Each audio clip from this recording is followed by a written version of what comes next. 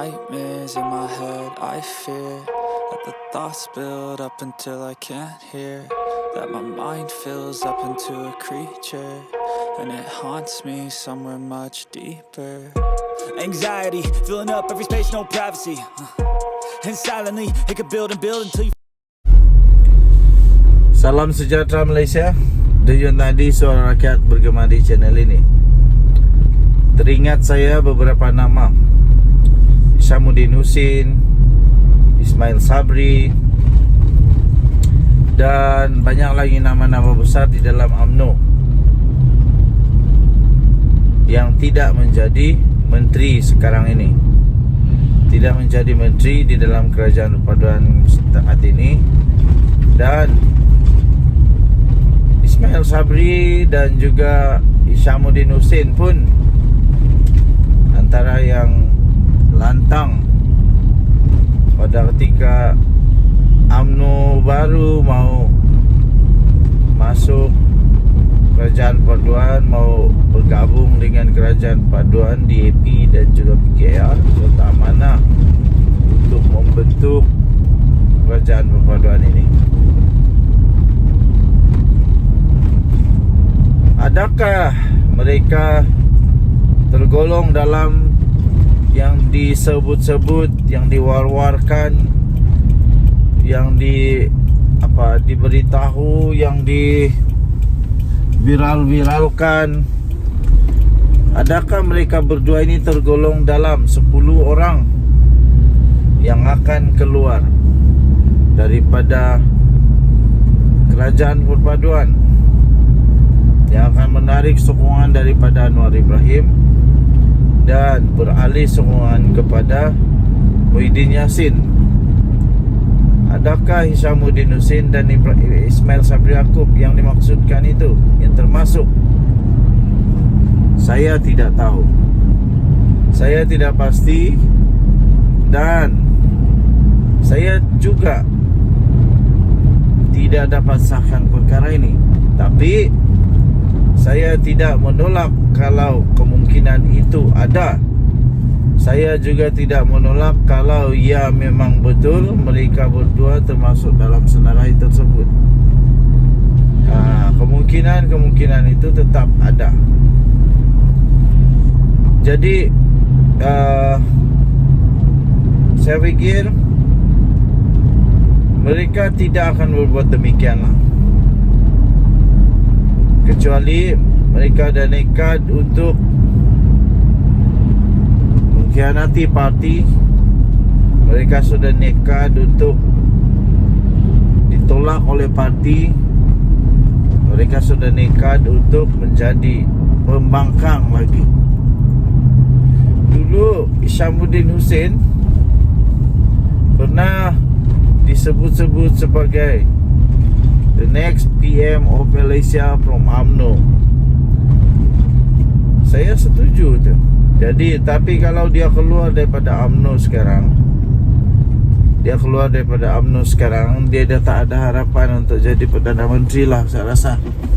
Macam mana dia ada harapan untuk jadi Perdana Menteri kalau berada di pihak pembangkang? Kalau ia pun Perikatan Nasional nanti menang dan bentuk kerajaan, saya rasa Hishamuddin Hussein tetap susah juga untuk jadi Perdana Menteri, kerana sudah ada Samsuri yang menjadi calon PAS untuk jadi Perdana Menteri. Jadi tidak ada harapan untuk Hishamuddin Hussein lah. Jadi adakah mereka berdua ini tersenalai dalam orang yang bakal lompat sokongan kepada Muhyiddin, kepada Perikatan Nasional? Saya tidak pasti, tapi kemungkinan dalam politik moden itu tetap ada. Oke, jadi adakah Ismail Sabri Yaakob dan Hishamuddin Hussein? Saya tidak tahu, tidak pasti, tapi kemungkinan tetap ada. Kita harap-harap bukanlah, kita harap-harap tidaklah. Kita harap-harap mereka tetap bertahan dengan UMNO sampai UMNO menjadi cukup kuat. Tahniah diucapkan. Jadi suara rakyat bergema di channel ini. Bye-bye. Salam sejahtera Malaysia. Denyut nadi suara rakyat bergema di channel ini. Ismail Sabri Yaakob, bekas Perdana Menteri Malaysia, Perdana Menteri Malaysia yang paling teruk kena desak, yang paling teruk kena desak untuk bubar parlimen oleh pemimpin-pemimpin UMNO. Beliau adalah Perdana Menteri yang agak singkat, cukup singkat di Malaysia. Sekejap saja dia jadi Perdana Menteri, sudah pun kena suruh, kena desak untuk bubar parlimen oleh MP-MP daripada UMNO. Akhirnya dia pun tumbanglah sebagai PM. Kemudian diangkat semula untuk jadi poster boy, untuk jadi calon Perdana Menteri untuk UMNO sekiranya menang pilihan raya umum. Ternyata UMNO kalah teruk. Okey, jadi persoalan sekarang, semangat Ismail Sabri untuk jadi Perdana Menteri itu masih ada rasanya. Dia masih ada semangat untuk jadi Perdana Menteri, semangat untuk berkhidmat bagi rakyat di peringkat tertinggi masih ada. Jadi sayanglah dia punya bakat, dia punya semangat, dia punya komitmen, credibility dia sebagai bekas Perdana Menteri dulu kalau tidak digunakan sebaiknya.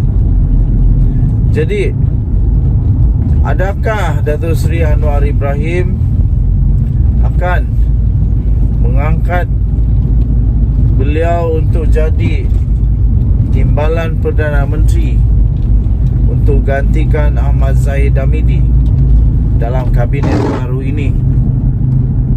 Tidak salah kalau dia diangkat jadi timbalan Perdana Menteri untuk gantikan Zahid Hamidi, kerana Zahid sekarang agak kurang sihat ya, tapi sudah sihatlah sekarang. Dan kedua, Pasukan Peguam sudah pun memfailkan untuk rayuan untuk semakan semula pembebasan Zahid Hamidi daripada banyak kes mahkamah itu. Kalau dia kalah, dia akan didakwa semula dan akan diteruskan pendakwaan itu. Jadi kalau dia kalah, susah juga. Nanti Anwar Ibrahim tertekan lagi kerana Zahid ada kes mahkamah, tidak sesuai lah untuk jadi timbalan Perdana Menteri.